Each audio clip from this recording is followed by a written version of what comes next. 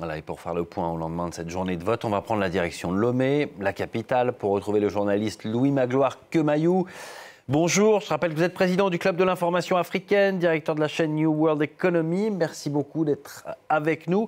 Il y a quelques heures, vous étiez au siège de la commission électorale. Le dépouillement, il est toujours en cours. Il faut être patient avant les résultats officiels. Il faut être prudent parce qu'il y a beaucoup d'infox autour de ces scrutins. Est-ce qu'il y a pour autant de premières tendances crédibles et vérifiables ?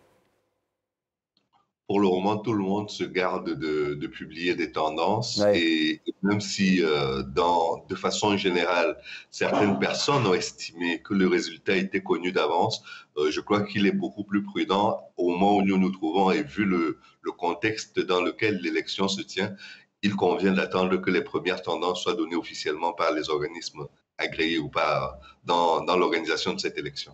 Oui, je le disais, il y a aussi beaucoup d'infox qui tournent. Vous en voyez passer de votre côté ? Oui, c'est certain. Il y a déjà des accusations parfois fallacieuses qui sont portées. Il y a des déclarations qui sont faites par certains acteurs à des fins que seuls connaissent. Mais ce qui est certain, c'est que c'était une élection très importante. C'est la première fois depuis l'indépendance du pays qu'un scrutin d'une telle ampleur est organisé, surtout au regard de la nouvelle constitution qui sera probablement promulguée dans quelques jours. Oui, on le rappelle, cette constitution togolaise, donc elle a changé il y a une dizaine de jours. Plus de suffrage universel direct pour désigner celui qui dirige le pays. Le nouveau système, il va créer une sorte de super Premier ministre élu par les députés. Comment est-ce que cela va fonctionner ? En fait, le pays va expérimenter quelque chose qui avait été demandé lors de la conférence nationale dans les années 90, c'est-à-dire en plein bouillonnement démocratique et social. Les leaders de l'opposition qui sont aujourd'hui vent debout contre la réforme, contre le changement de constitution, avaient été ceux qui avaient voulu exactement le même régime du temps du général Gnassingbé et Yadema et qui aujourd'hui se battent exactement, presque avec les mêmes arguments, contre le passage à la Nouvelle République. En fait, l'idée, c'est que donc c'est la majorité au sein de l'Assemblée qui va désigner ce super Premier ministre. Alors, le Premier ministre sera désigné au sein du parti ou de la coalition de partis qui aura la majorité à l'Assemblée nationale. Quant au président de la République, il sera élu pour 6 ans et tant qu'il gardera sa majorité à l'Assemblée nationale, il restera Premier ministre. Quant au président de la République, il sera élu pour un mandat de 4 ans renouvelable une fois seulement. Et donc ça aura un impact direct après les législatives qui sont déroulées hier. Hier, il y avait aussi des élections régionales et elles aussi, elles ont une importance parce que c'est aussi l'une des nouveautés de cette réforme constitutionnelle. C'est l'apparition d'un Sénat et ceux qui sont élus là vont désigner les sénateurs.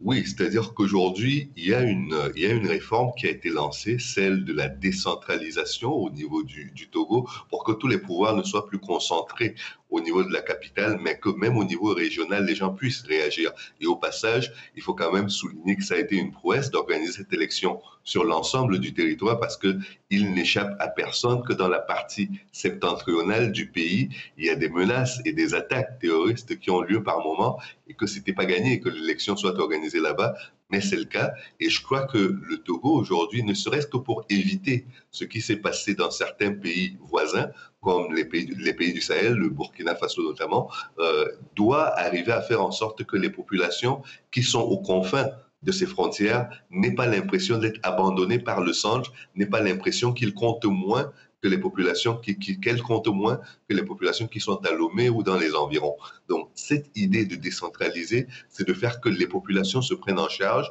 que le contrôle démocratique ait un sens et que l'action politique sur le terrain soit récompensée pour les partis qui investissent le terrain et qui donc, après avoir semé, méritent de récolter les résultats de leur travail. Justement, comment se sont déroulés ces scrutins à travers le pays hier ? Je crois que ça s'est très bien passé, au-delà même du scrutin en lui-même, où on a eu une multiplication. On est parti de 9 000 à près de 14 000 centres de vote, c'est-à-dire qu'il y a eu une énorme multiplication des bureaux de vote pour éviter qu'il y ait beaucoup de files d'attente. Du coup, il y avait des bureaux de vote il y avait un bureau de vote pour 300 électeurs maximum, donc il y avait une vraie fluidité dans la circulation. Mais je crois que l'aspect le plus intéressant est venu avant même le jour de l'élection, c'est-à-dire que la campagne s'est passée dans une ambiance bon enfant où que l'on soit sur le territoire, les caravanes se sont croisées sans qu'il y ait de violence. Le temps de parole au niveau des médias a été strictement respecté et même l'accompagnement des candidatures. C'est-à-dire que les candidats qui déposaient leur candidature, quelle que soit l'élection, n'ont pas vu leur candidature rejetée au bout d'un certain temps d'études. Ils étaient accompagnés dans la présentation de leur dossier et donc quand il manquait des documents, il y avait cet accompagnement technique qu'apportait la Commission électorale nationale et je crois que c'est tout cela qui a concouru à faire en sorte que l'élection aujourd'hui ne soit pas contestée. Il y a certes des manquements, on n'y échappe que très rarement parce que le nombre d'éléments et d'acteurs qui interviennent est si important que par moment, il y a des maillons de la chaîne qui sont parfois plus faibles que certains. Donc là, on est dans un moment où le dépouillement se termine plus ou moins. Il faut encore attendre la proclamation des résultats officiels. Ça peut prendre du temps. Quelles sont les étapes qui vont suivre après la proclamation de ces résultats ? Alors, la Commission électorale nationale indépendante est au sommet, elle coordonne, mais elle a déjà été, elle, décentralisée, c'est-à-dire qu'au niveau des commissions électorales locales, il y a un travail qui se fait et qui permet de publier les résultats à l'échelle locale, puis de les harmoniser au niveau préfectoral avant de renvoyer à Lomé.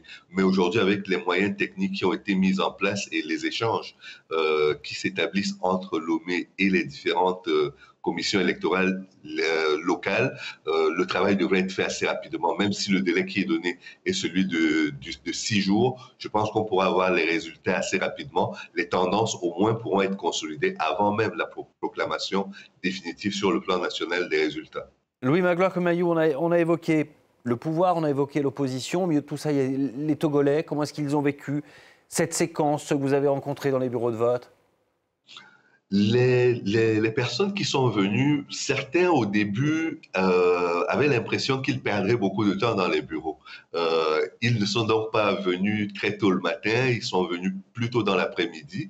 D'autres aussi ne savaient pas toujours s'ils avaient leur bulletin de vote, leur carte d'électeur. Et donc, il y a des numéros verts qui ont été mis en place pour leur permettre, en inscrivant leur numéro, par exemple, de carte d'électeur, de trouver le bureau où ils étaient. Et donc, cela leur a permis d'aller assez rapidement. Je ne sais pas pour le moment, puisque je n'ai pas fait le tour du pays, quel a été l'état d'esprit dans lequel les gens ont voté, sont allés dans les bureaux de vote. Mais de façon générale, ici à Lomé, il y a eu un grand enthousiasme. Et je pense que même si les scores ne sont pas historiques, ils sont quand même assez honorables pour une élection comme celle-ci, qui se tient dans un contexte où certains ont voulu que les deux élections régionales et législatives soient un référendum contre la nouvelle constitution qui est en cours de promulgation. Merci beaucoup Louis Magloire-Kemayou de nous avoir éclairé ce matin en direct depuis Lomé. Je rappelle que vous êtes président du Club de l'information africaine, directeur également de la chaîne New World Economy. Merci beaucoup.